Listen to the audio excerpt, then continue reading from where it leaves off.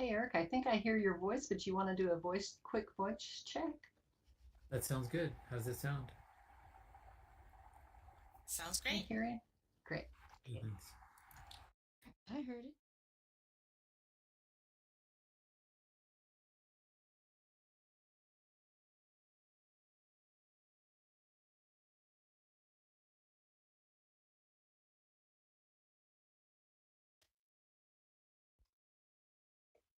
Braila, would you like us to stand up when we're speaking? Oh, that's a good question. Yeah, I think so. That way you'll kind of stand out and Yeah, everybody will be able to see you. That's an excellent idea. Thank you. we can just stand here where we're in front of our chairs. We don't need to move anywhere, but it's just good to stand up, I think. Absolutely. Easier Okay. to see you. Hopefully it won't hurt your feet or anything. You'll be okay. Just so long as I don't get Yeah. too tired. Nothing wrong with you.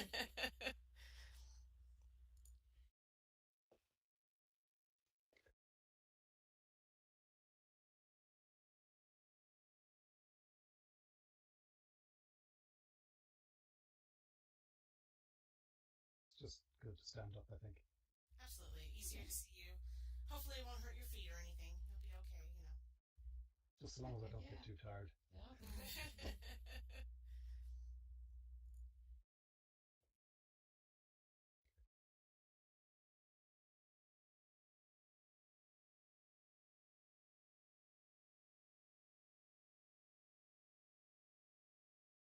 It's just good to stand up, I think. Absolutely. Easier to see you.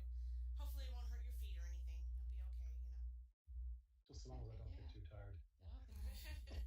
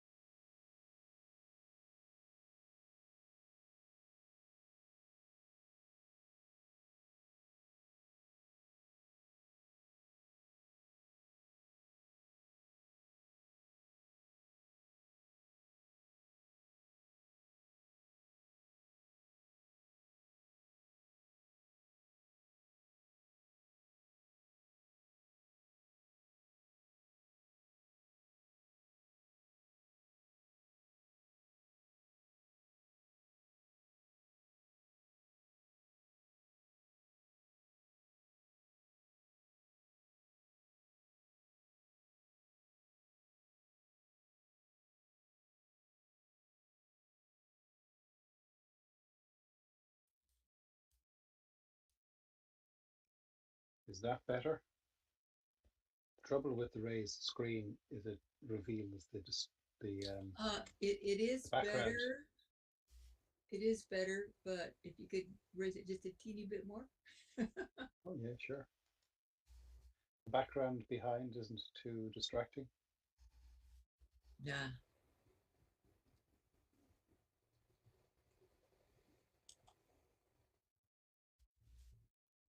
Sorry to be a pest. Not at all. This is easy. I'd like to check with our streamer to see if she's ready to begin. Oh, that's perfect. For me anyway.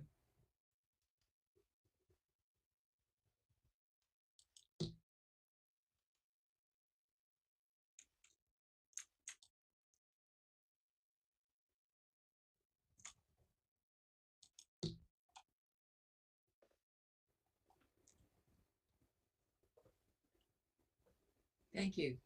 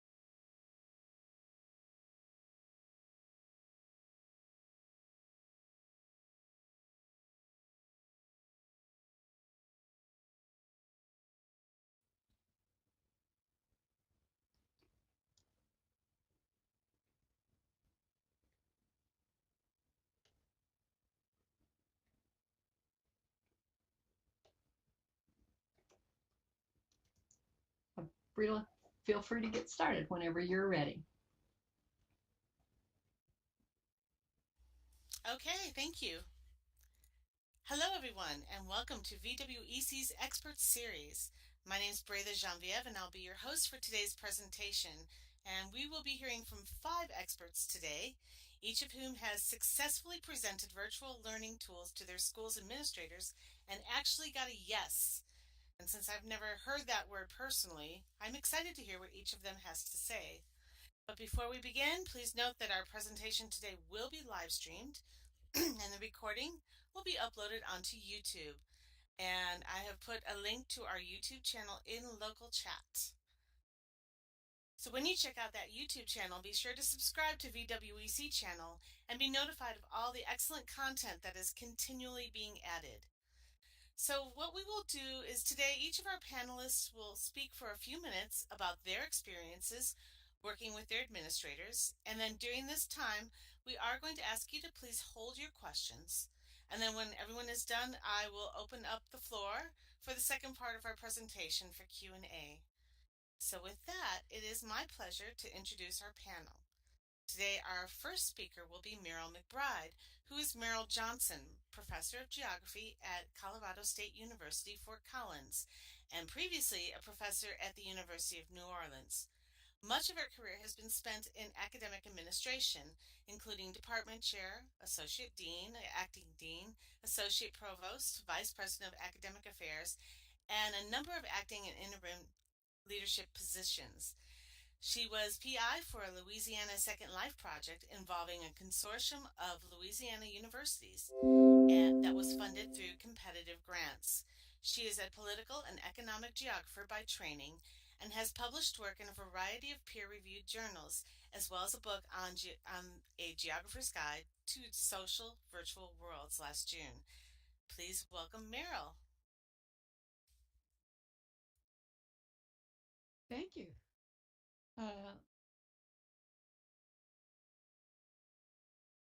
Thank you for that introduction, Brayla. I want to begin by saying that the bug bit in late 2006.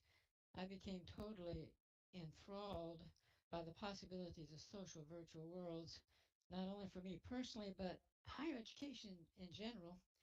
My new Second Life avatar was crude by today's standards, but provided an entree into an extraordinary electronic geography of sights and sounds that, at least I thought, were full of promise for educational innovation.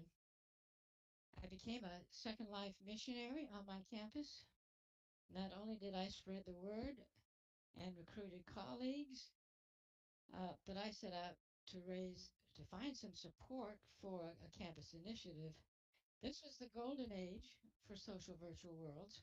Everybody seemed curious about 3D web technology, the so-called Metaverse 1.0, as far as I'm concerned, and wanted at least to try on an avatar.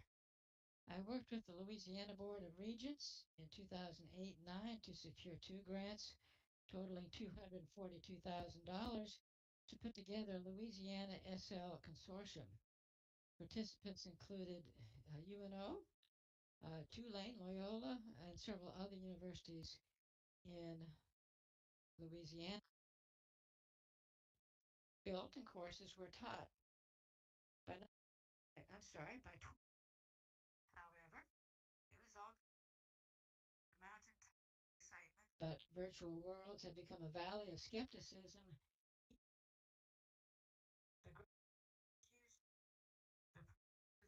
The various universities to pay out of general budgets were ignored. Students were more interested in gaming than in social virtual worlds.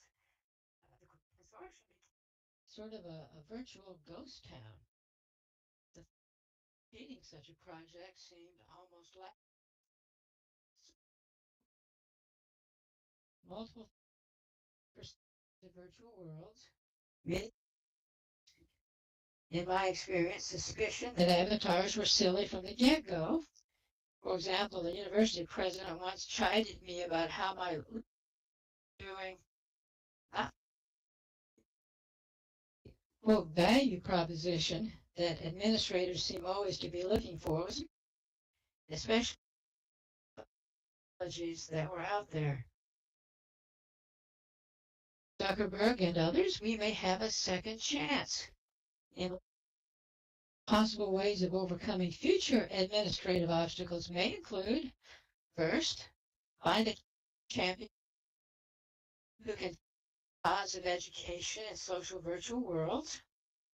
Second, it's helpful if the champion already occupies an administrative position, preferably a administrative position, and persuasive with administrative peers and faculty.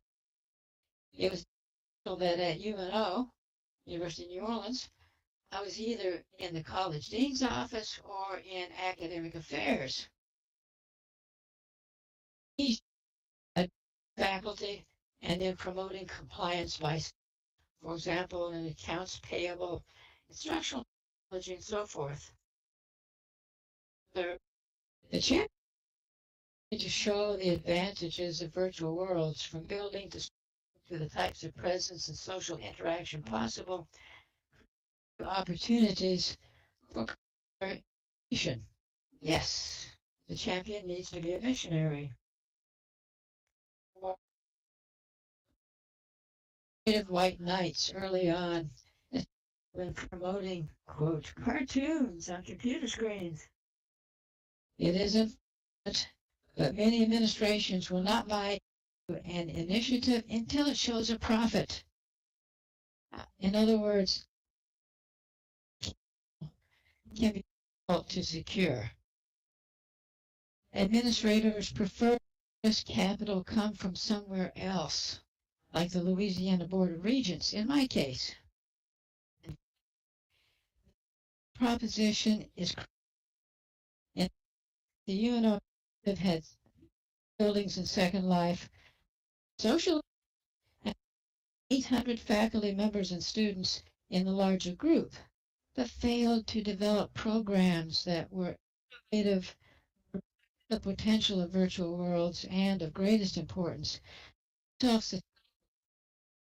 Say would generate tuition money and research funding that would support virtual world operations and provide value added to the university.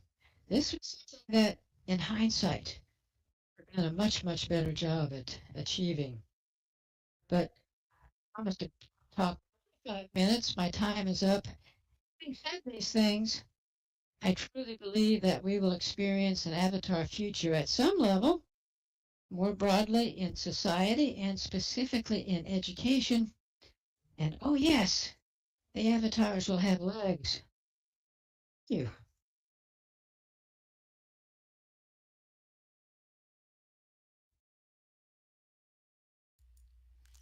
Thank you so much, Meryl. I love the idea of being a missionary too. That's actually a perfect word for that. Thank you so much. And yes, we all need legs. I totally agree with that. So our next speaker today, I'd like to introduce Acuppa, who is John O'Connor. In 2009, Professor O'Connor began teaching an award-winning higher education class in Second Life, and he has taught the module most semesters since then.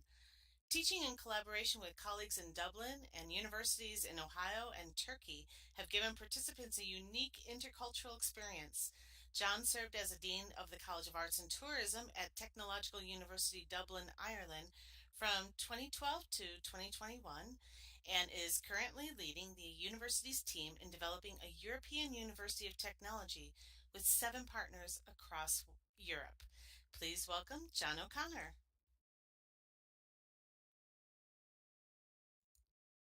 Thank you, Brayla.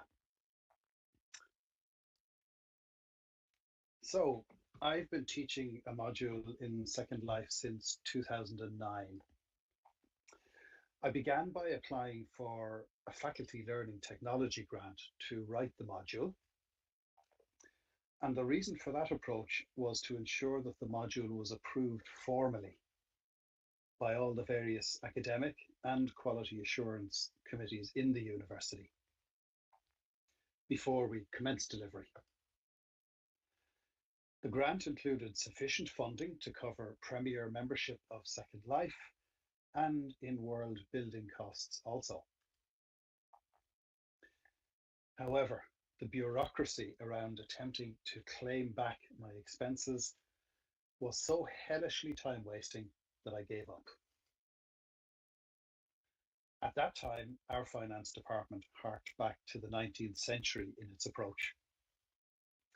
And national procurement regulation designed to ensure transparency and equality of opportunity presents huge problems when it comes to buying online services, and in particular paying invoices generated outside the country. I did a very simple cost-benefit analysis and decided to fund my membership of Second Life personally and use barter wherever possible to cover other expenses.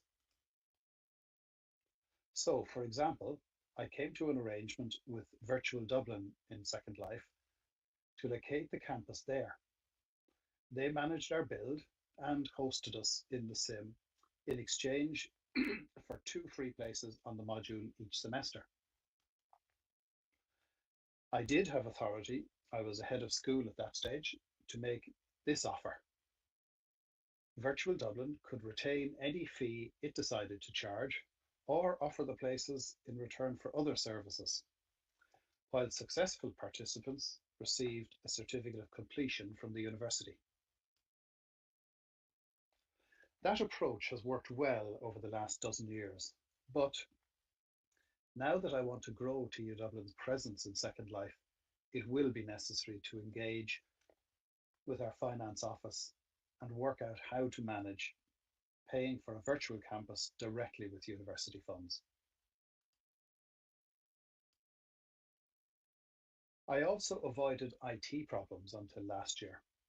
My initial impetus in designing an online module was to avoid the problem of cancelling classes due to urgent faculty meetings, which sometimes occur at a moment's notice for a head of school. So I offered the module in the evening time from 8 p.m. so that I could teach at home. In any case, my internet connection was more reliable and faster than the university network. Last year, with my new appointment freeing me up from the burden of faculty meetings and moving to a brand new building with a state-of-the-art fit-out, I decided it was time to try on-campus delivery during the normal daytime class schedule.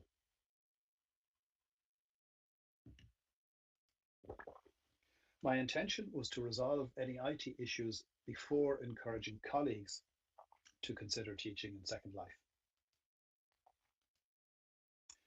I contacted the IT department and explained that the module required access to Second Life, which would mean opening certain ports that are normally kept closed for security reasons.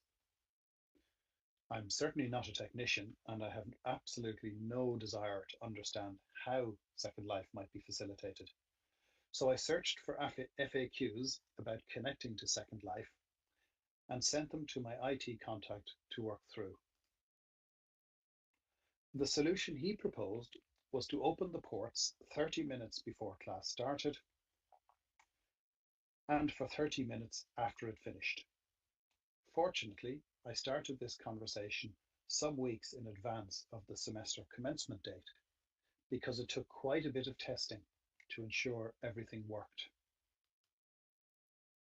For instance, when I was finally able to access Second Life for the first time on campus, I couldn't get voice working, and it took much toing and froing with the technician before he realized voice was carried on a separate port that also needed to be open. So the lesson here is that it takes much more time than you could ever imagine to facilitate a new technical requirement of any sort. Fortunately, I was working with a willing and supportive technician. If he had not been interested in making this work, it may have been a different story. So, what lessons can I share that might help anyone thinking about teaching in Second Life? There are 4 things I strongly recommend considering. Firstly, start building a relationship with your support services in the university, well in advance of doing anything. If you are not in a leadership or managerial role, you may need to reach out to someone who is in such a role because you are more than likely to need their support in facilitating your requests with the central services.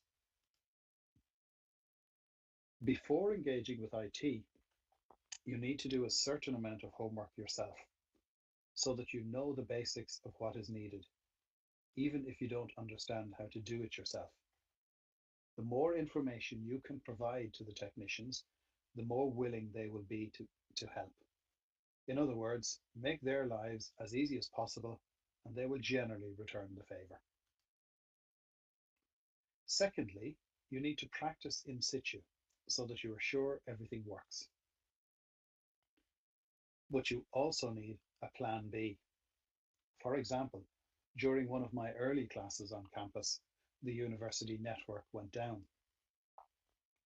I was able to switch to using the hotspot on my phone and keep going. That, of course, was when I discovered many of my students were doing the same thing. Thirdly, a useful approach to get permission to try something new, such as this, is to set it up as a pilot project. The temporary nature of pilot can be reassuring for administrators who are usually reticent about the unknown and reluctant to allow a precedent that may be problematic later on. Use whatever mechanisms and opportunities that are available to you. Fourthly, the faculty grant I received was really about shifting the idea from merely being an interest of mine to becoming a recognized, funded university project. Additionally, having support from the Learning Technology Unit, which was seen as a leader of change, gave greater credibility to the project among the administrative side of the university. If you can link your Second Life project to your university strategy, you are more likely to receive support. I'm happy to expand on any of this during the Q&A session later on. Thank you. Thank you very much, John. And what you talk about when you talk about technology, that is a huge issue that I don't think we consider quite enough. But even looking at our situation today, where we're having problems with speakers and problems with one of our speakers today has lost power, so you always have to have that plan B. Thank you very much for speaking to us. Our next speaker today is Magua Theriac, who is Murat Gulmez, Associate Professor of Marketing at Çağ University in Turkey. He has been in Second Life since 2006 and began adapting SL to his teaching activities since 2009. He created the virtual campus built for Çağ Çağ University in 2019. Since then, he has been cooperating with other international faculty and staff to teach in virtual worlds. They have delivered various courses for Çağ students and in collaboration with other European universities. Thanks to his efforts, hundreds of university students have received credit for their hard work in Second Life. Welcome, Magua, to our panel today.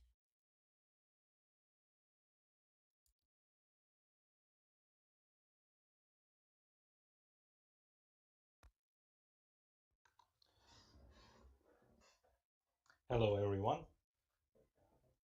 Can you all hear me? Okay, great. Thank you for inviting me for the panel tonight, and I would like to share my own experience in Second Life, which started about 2006 with another avatar, which I forgot the password and lost totally. But then this is my second avatar, Magua. And my adventure started with a article that I read on a newspaper because it was about kind of about business newspaper section, and they were telling about the companies are starting to take places in virtual worlds. So I said, what is this virtual world, and what are those companies doing there? So I was kind of curious and logged in to Second Life from my old computer at that time, and then realized here is an interesting place, but I didn't see much opportunities here for anything for business at that time, or anything for teaching, or using it for academic purposes. Then what I did was I just saw one avatar one day that she was, in her profile it was written like this: I was doing my PhD thesis here, so please do not disturb me other than talking about my thesis. Then I said, okay, it just ring a bell in my mind, and then I said I can use here for writing thesis with my students. And then that is the first thing I did as in Second Life in terms of academic use. So we wrote a thesis about entrepreneurship in Second Life. And then that was years before. Then I wanted to use this place for my students. I wanted my students to see this world, and I integrated certain assignments regarding the Second Life as an optional assignment to my courses until 2019, which I decided to come up, now it's time to carry on a full course here, and I wanted to build the university campus here as a virtual campus. So what I did was I wrote a project and I asked for funding from my university. The key point there to get that funding or that project approved was timing, in my opinion. If you are, as a faculty in university, if you're looking around and knowing the dynamics that your university is working on with, you have more chance, because the reason is my university was going through an audit at that time by our education council, and they want to show as many projects as possible to them that they're doing, especially the innovative teaching projects. So my project was a perfect match for this description, and it was right on time. That's why it was funded without much questions asked about what is Second Life, what are you going to do there. But it was written there, and then the administrative work was done, and then the management decided to support this campus. So it was right before the pandemic started, and I started to teach my first course here fully on our virtual campus.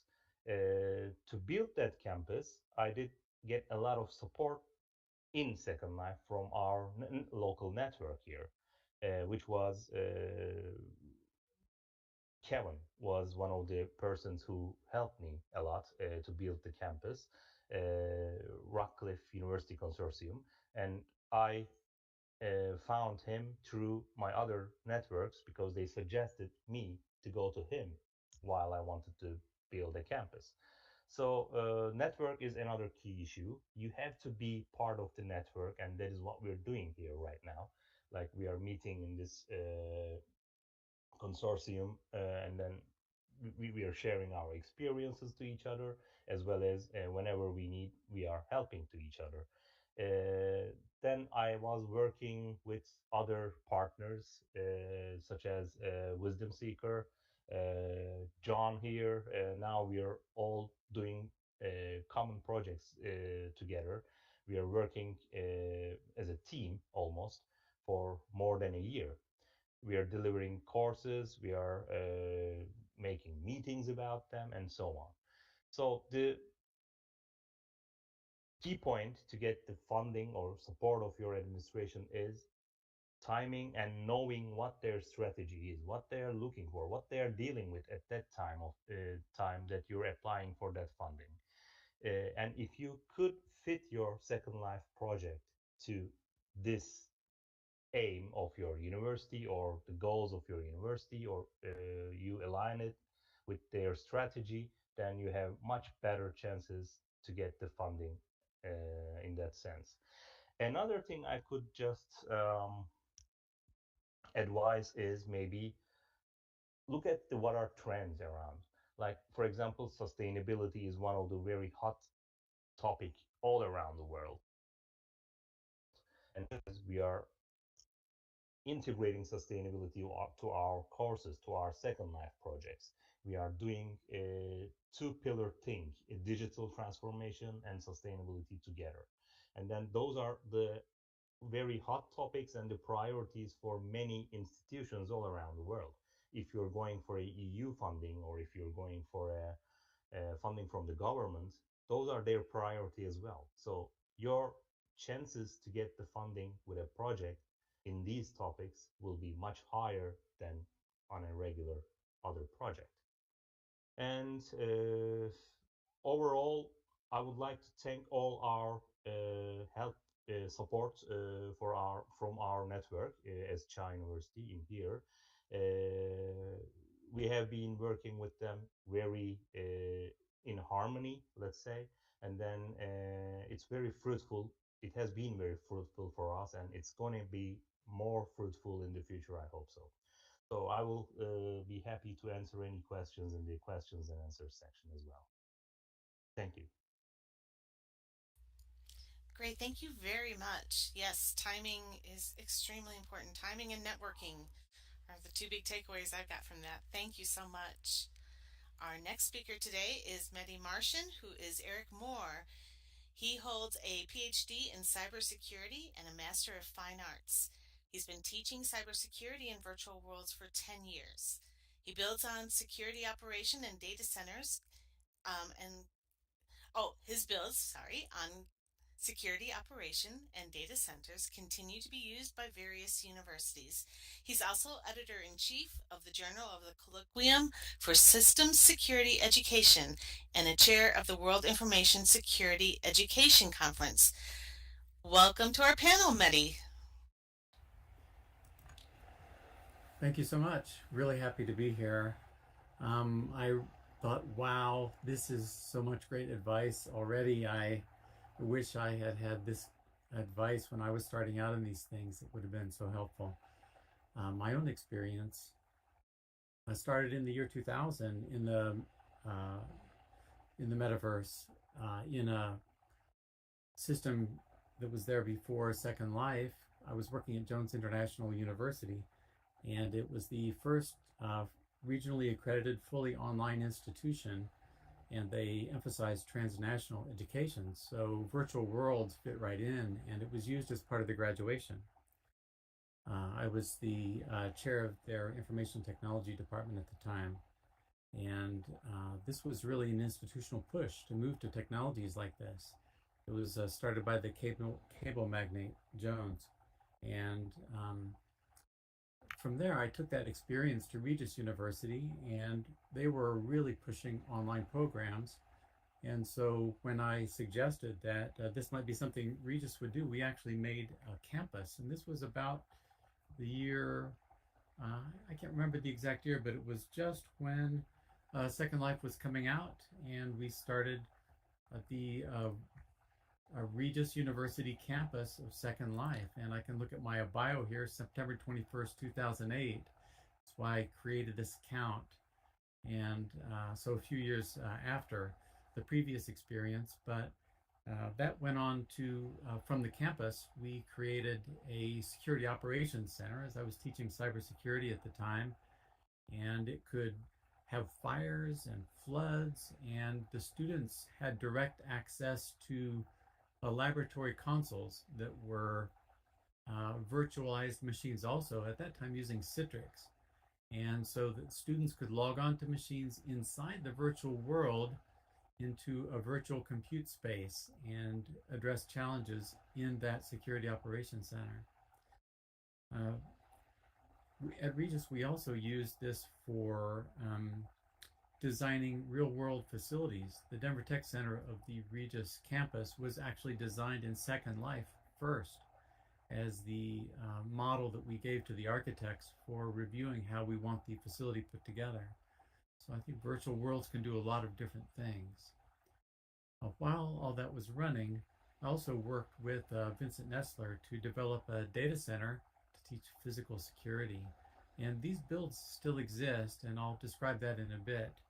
But I think it was really the tie-in both at Jones and Regis to their online missions that really made it a viable and easy thing for them to support, not really through grants or external funding, but really through the operations dollars. They said, yes, this is in the same way that they would pay for web services, they wanted to pay for this.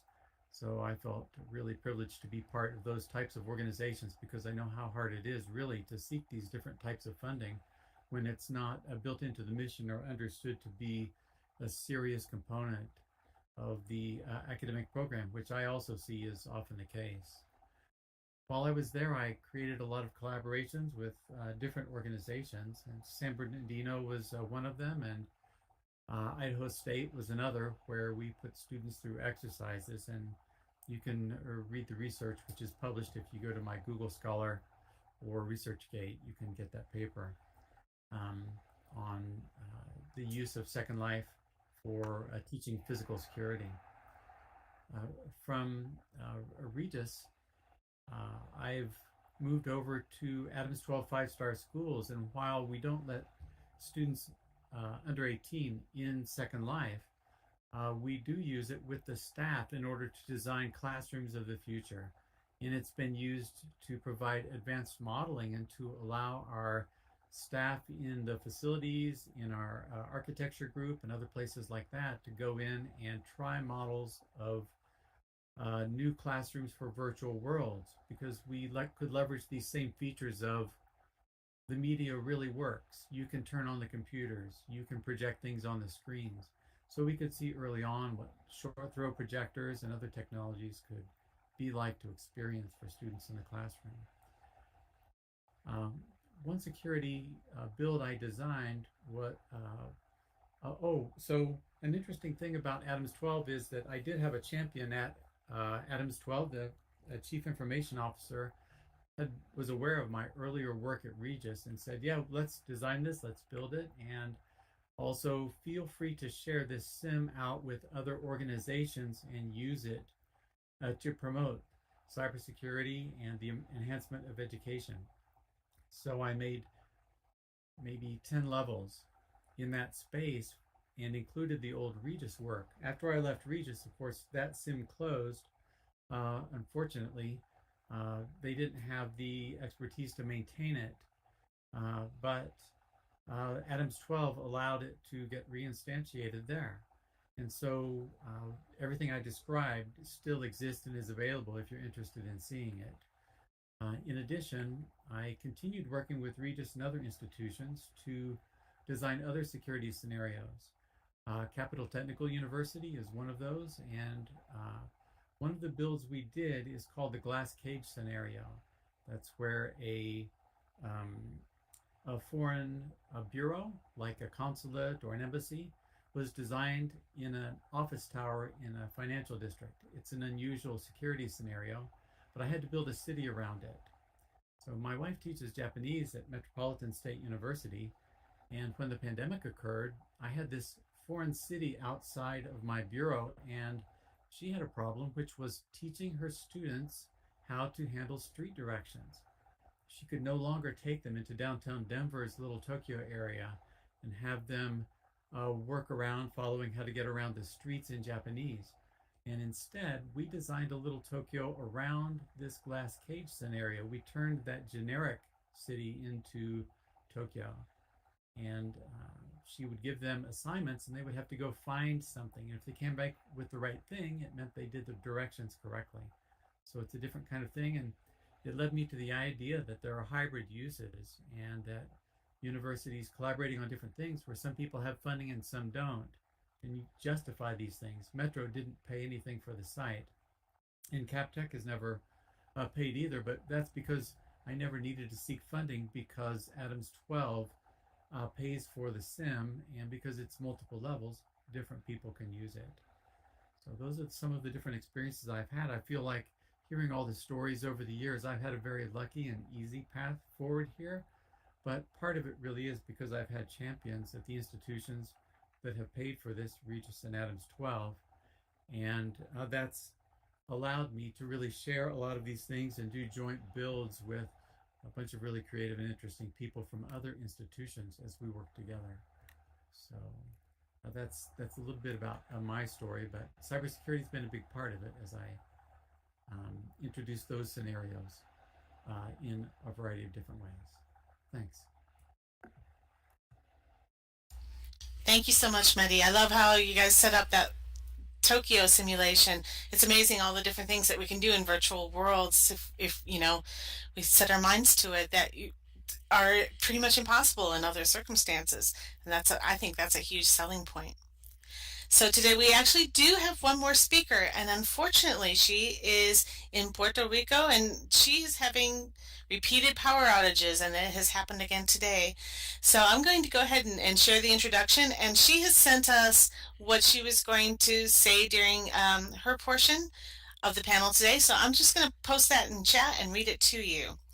So our fifth person today is P. Illios, who is Rossana Barrios-Llorens, and she has a bachelor's degree in natural sciences from the University of Puerto Rico and a master's degree and postmaster certificate in academic and specialized libraries from the Graduate School of Sciences and Information Technologies. For 15 years, she's been working on the Conrado F. Asenio Library of Medical Sciences campus at the University of Puerto Rico. She's head of the reference department, working information competency and technology workshops, and is admin and content creator for the library's website. I do have her statements here, so I'm going to go ahead and paste those in one at a time and share them with you.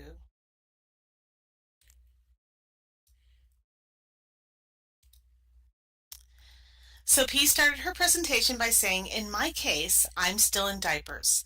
The network of the National Library of Medicine Region 2, where the southeastern states of the United States belong, has some funds designated to the poorer states. It is called the Membership Catalyst Award. In this case, Puerto Rico and Mississippi.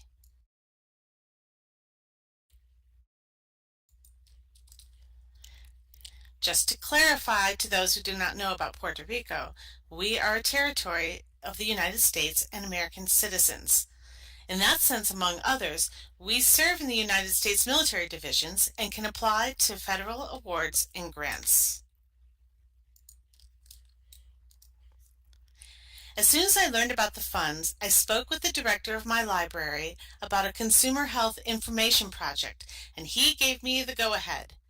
I must say that I am blessed by my director, Professor Charles Segui, who understands the possibilities of the metaverse and allows me to join my fireside chat with Meryl McBride every Wednesday at 7 a.m., among other projects.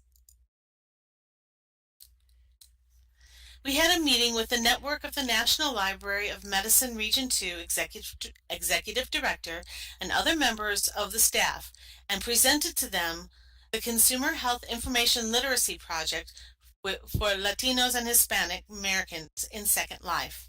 I named the proposal Latino and Hispanic Americans Consumer Health Information in the Metaverse. Everything will be addressed in Spanish.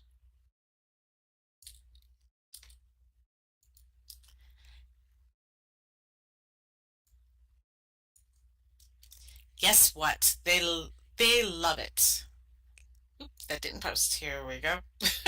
Guess what? They loved it. The word metaverse is sexy, and they immediately were interested. I showed the snapshots and explained the EduRegion initiative with the Virtual World Consortium. They liked the concept, considered it pertinent, and I was awarded with the funds. I'm in the process of filling out every document they want me to produce. I think I will be able to begin in the last weeks of November. That's very exciting. In my campus, the National Library of Medicine plays a big role and respect. The origin of the funds make it easier for them to believe in me.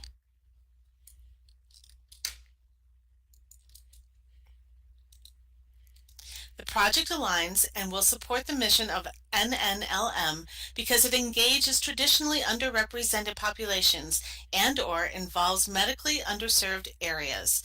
These are topics that everyone who knows me understands. They are areas close to my heart. I think that meeting the objective and the purpose of the organization we are looking for funds to is the key to presenting the idea. And that's a point that our other panelists have made as well. So thank you to P. I'm so sorry she couldn't be here, but these are really good comments. Okay, so that is all of our panelists. First of all, thank you so much for your presentations. I'd like to go ahead and take a few minutes to open up for questions.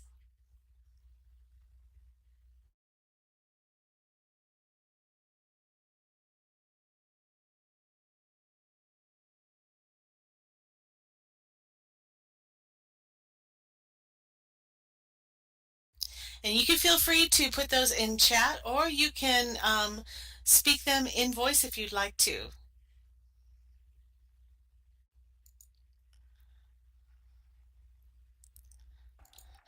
I see the question about what courses was I teaching. So Introduction to Cybersecurity is a course where physical security is a common thing to come up. So that would be one course. One other course I didn't mention is I taught a course for Take Loretto Heights University that was I designed called Digital Media Revolution. And that included a lot of different kinds of social media courses, but their students had to go in and in that course I didn't use any particular sim, but I designed a series of tours through Second Life itself where students had to address social issues and technology and kind of art discoveries inside Second Life. So a very different kind of course there. The one at Capital Technical University is a cybersecurity course also, and that one deals directly with becoming a physical security auditor and how do you secure facilities. It's easy to talk about. One of the specialized things about that course is that teaching physical security auditing is a spatial recognition thing. You can't show videos because your camera is pointing at the problem. You can't have a written scenario because you're literally describing the problem. Students need to pick out spatially that a sprinkler should not be over a server, that a payphone should not be next to a high security entry door. That.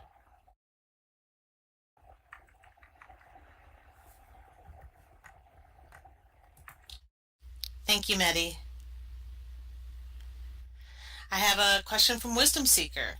Have your students who took courses here in Second Life been helpful in getting more university support for you? Oh, that's a great question.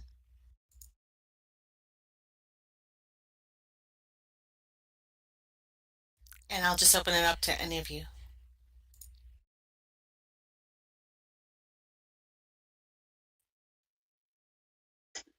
I might address that one, Brayla. I haven't found that to be the case in Second Life, but we did a master's program last year using the Oculus and an application called Spatial. And one of the students who graduated from that program is now working with us in a research capacity. She got a job quite quickly in her local education development region in the county. And we're now developing some research projects with her. So it does kind of depend.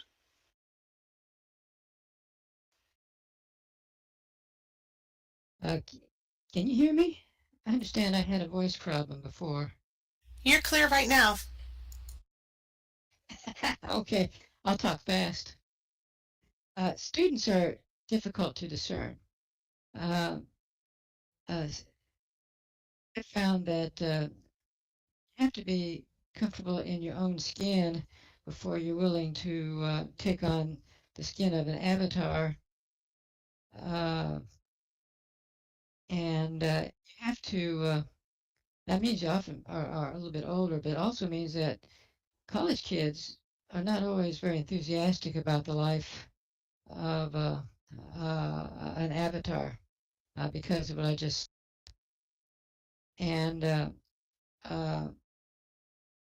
most college students associate an avatar with some sort of gaming exercise, and so they don't really. Ones I've been in touch with really don't know what to do with a Second Life experience.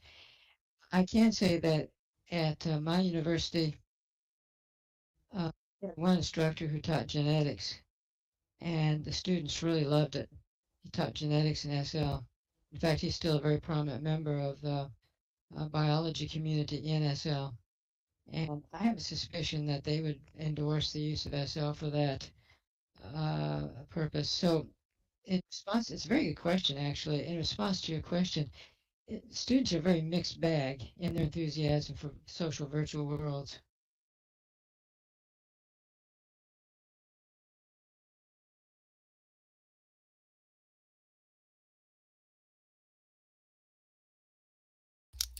And Magua, what business courses were you teaching on Second Life?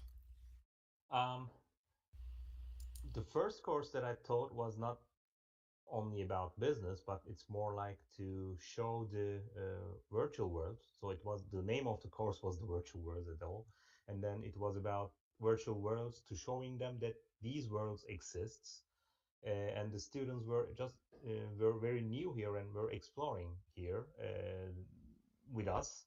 We were visiting some nonprofit organizations, how they do things here, how what they are doing here, and how they're operating here. And also, we were having some guests. For example, we had one guy, a Turkish guy actually. He's building boats here, and he was an engineer, and he quit his job, and he's just building boats and selling boats here in Second Life. Now, even he's, I think, doing more, like he's building houses and stores as well, and selling those. So we were inviting those kind of people. They were talking to the students and so on. So it was the main. Yes, he was using a cell for a business exactly. And after that, we got another course. We called it Marketing and Sustainability. Half of this course was more like a theory teaching about sustainability and how marketing is related to sustainability, and the other half was coming to here and doing this project about sustainability. They were doing presentations. Some of the crowd here, they were our audience at some point in those courses, and we are still doing that. The second half of the course is in Second Life, and we are creating 3D immersive stages for audience, and the students are making a presentation about sustainability to the audience. So far, those are the courses, and we are also doing the course with,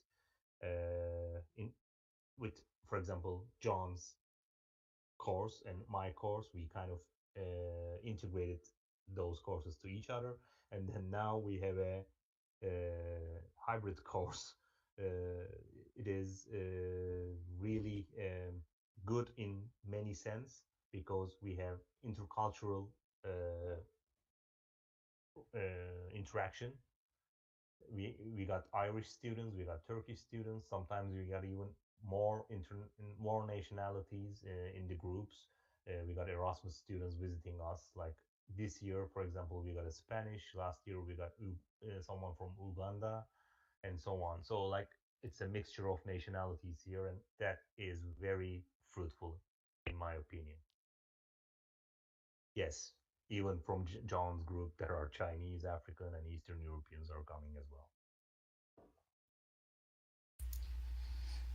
That is awesome. I think that is like probably the best thing about Second Life is that it doesn't matter where you are. You can be here and be present with us. I think that is amazing. Exactly. So Ellie has a comment. I appreciate the inclusion of IT with John's comments. I feel that is something we often forget to note. And in fact, a question that I was thinking about is maybe telling us a little bit about some of the foibles that you have experienced or roadblocks you've encountered. For me as a high school teacher, we just never had the technology available to bring in, I had 120 students in my class, and there's no way that we could have that kind of technology to support Second Life for us. So what kind of things did you run into? I think that the first thing to say is that most of us are not that technically literate when it comes to how networks operate and how all those communication protocols happen. And I quite naively at the beginning thought, if I can use Second Life at home, I'm sure I can use it on campus. And I certainly wasn't aware of all the security protocols that were in place. And naturally enough, as we hear more and more about cybersecurity, those protocols have become stricter and stricter. And the problem is that the IT section of the university has a responsibility to keep everybody safe. And when we come in with our requests to release ports and open up access that's off the normal routine, they're very wary and very careful. And that's why you do need to have some formal recognition of what you're doing if you want to do it on campus, and if you want your students to be able to access it on campus. What I was going to say is that one of the things I think we can usefully do here in the Eduverse space is start working on some FAQs aimed specifically at IT people and aimed at administrators, so that when academics who are interested in becoming involved need to have those conversations, they've got some resource that they can fall back on. And I think from our own experience, but also technical support from Linden Lab, I think that would be a really important resource that we could provide here in Eduverse space. Wow, I really agree with that, John. I feel like one of the most gratifying things about my job, I'm the executive director of academic computing, so I'm in the role of the person who usually denies all those kinds of requests. But the great thing in my role is that I can be the advocate, and I can actually get those approvals through. And I know not everybody can really do that. So what you're saying is so helpful. I really appreciate it. Yeah, those of us who can facilitate should.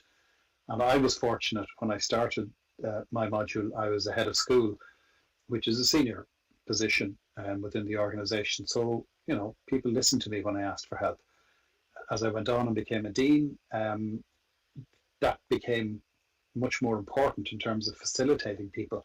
And I think it's very important when you're in that gatekeeper role to use it wisely. And by that I mean you need to acknowledge the important roles that other people have in keeping us all safe, keeping us secure, and keeping everything working smoothly.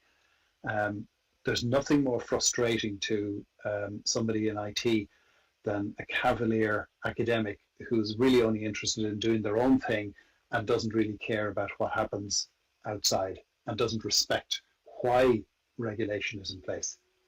Equally, there's nothing more frustrating to an enthusiastic academic than a dogmatic IT gatekeeper who just will not listen and refuses even to engage. So an awful lot of it is about good communication. But respect for each other's roles and making an effort to understand why things aren't working can often be very, very important in unblocking blockages. So true. So be nice to the IT people. Maybe bring donuts. Okay, we still have we have a couple minutes if anyone would like to type or put in voice a question for our panel. Thank you for the popcorn, the IT popcorn.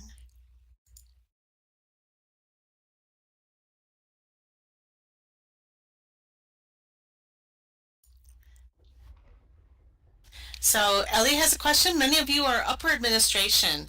Who do you suggest that new instructors trying to teach in virtual worlds talk to?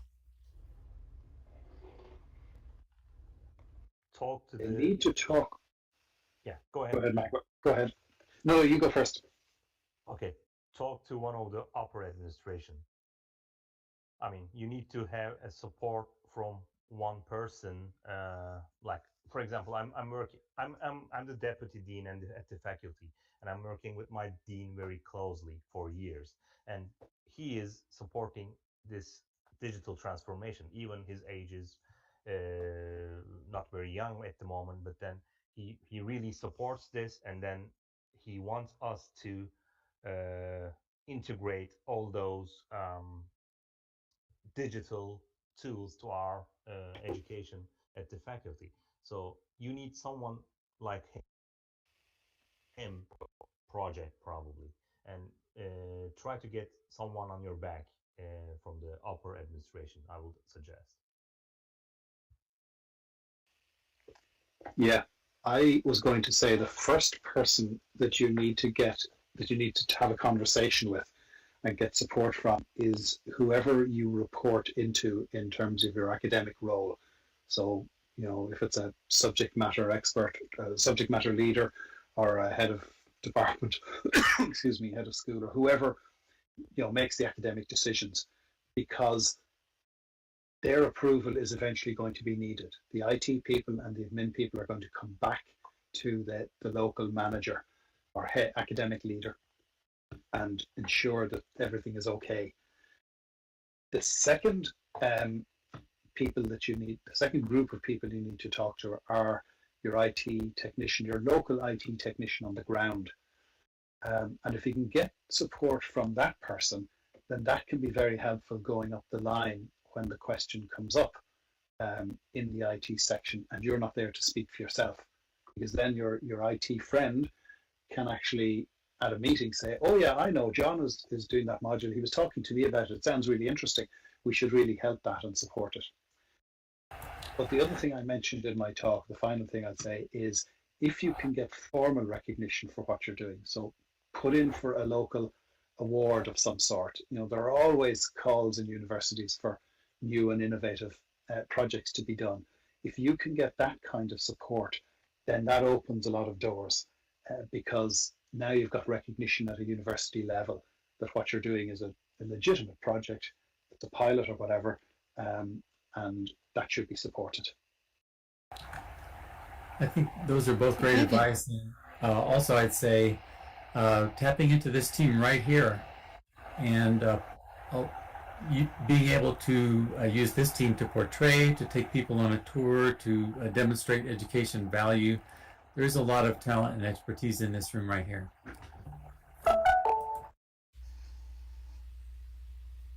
Did you want to add something, Meryl? Well, I was just going to say, I endorse what John said. hold administrative position at Colorado State, and it's hard to get anything related to SL accomplished. And so I sort of made friends with the college technical chief, and we talked about a variety of avatar-driven activities on the computer. And a Second Life installation on my desktop computer at work. But otherwise, I mean, there's some sort of huge act of Congress to get SL put on an office computer. But conversation, everything seems to be working fine. And just to be honest, because he sort of thinks it's interesting. And so John's right about this type of connectivity. This is extremely important. At New Orleans, same type of conversations with not only the technical people from the university, but the computer science department, and they were very supportive.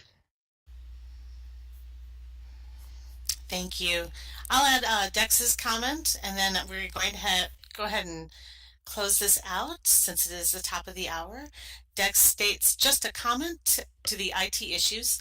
Accessing SL on various conferences where we can't rely on university internet connection due to mentioned blockages, you can actually go with a mobile modem connection if this is necessary. This may cost more on a phone bill, but it is a way out of problematic solutions. Absolutely. I go through that in my professional life as well.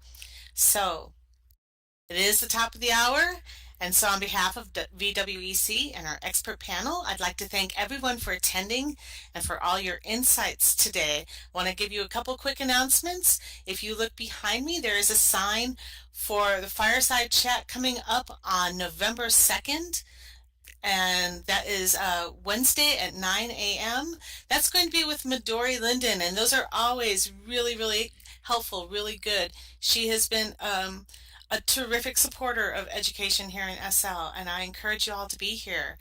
Also coming up in a couple of weeks, our next expert series presentation will be November 11th at the same time with Lear Lobo, who'll be sharing her 18 years of teaching in the metaverse. So that sign is available on the other side of the stage, and you can click that to get more information. Don't miss that one. Also, just a reminder, you can find all scheduled events on the VWEC event Plaza calendar, and there's one in World and one at the place where I am going to copy paste right now.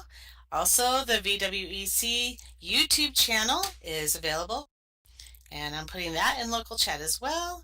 And finally, if you're interested in presenting in the expert series or here in the Plaza, we have a form we'd love for you to fill out, and I am linking that as well. Okay, and so now thank you everybody, and I'd like to invite you to our patio area just behind us, and we can enjoy a little happy hour where we can